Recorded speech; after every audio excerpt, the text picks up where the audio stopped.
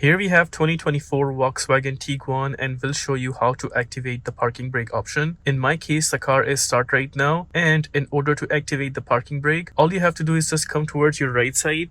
Notice there's that parking option right there. We'll just lift up that switch, and there you would see the parking sign is activated right there. Now, in order to disengage the parking brake, you would have to come down and press the brake pedal, just like that, and we'll come back to that switch.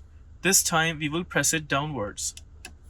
Right there you would see the parking sign is disengaged. Now suppose the car is turned off and you still want to activate the parking brake. It works the same as if the car was turned on, so we just come towards the right side again. We will lift up the button one more time. There you would see the parking sign activated.